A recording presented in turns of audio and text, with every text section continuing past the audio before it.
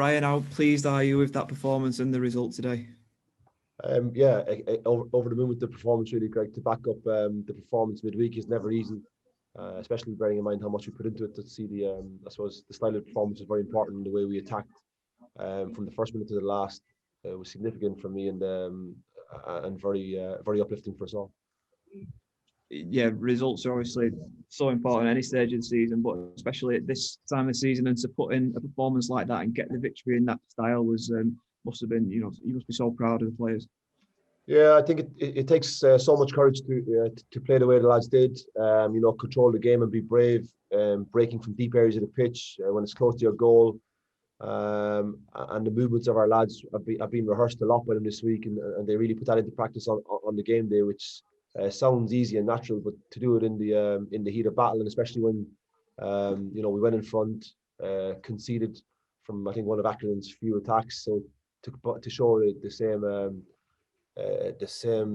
same movements after that was pretty significant for us, and confirmed what I thought previously. Our lads are in really good form, in a very, very good place, and very excited for the rest of the season. And to keep pushing as well, even that 2-1 up to go and get that third goal, which came through Conor Shaughnessy. Probably a great relief to many Rochdale fans that seeing that go in, and what a moment that was.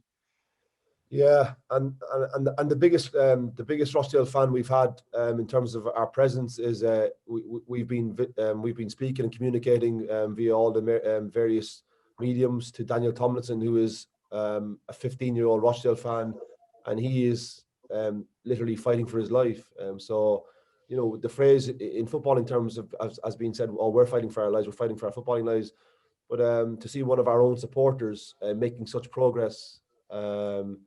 And generally improving his health when again he's symbolic of everything that's good about our town and our supporters, and it's been hugely moving to see how his health has improved over the last couple of months, even when we've produced some rubbish performances and rubbish results.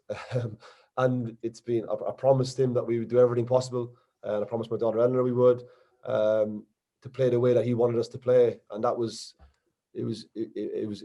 It made me burst with pride today when I saw some of our movements, and I just thought of him. I thought he'll definitely enjoy this from home because of the restrictions. What sort of impact does a character like Daniel have on the squad of players that we've got? Very, very, very significant, because it is literally a bubble at the moment. Previous seasons, football becomes a bubble because you're so caught up in how important it is to so many people. But I think when you see the effect it has on young members of our supporters, and especially ones who are ill, and there's been loads of cases in lockdown about significant Dale supporters losing their lives. But to see such a young person encounter such adversity and have so much thrown at him, and so much treatment in such a short space of time, and to see him improve over the last few weeks and month, has kind of really hit home to me what it's all about in terms of why we actually do it.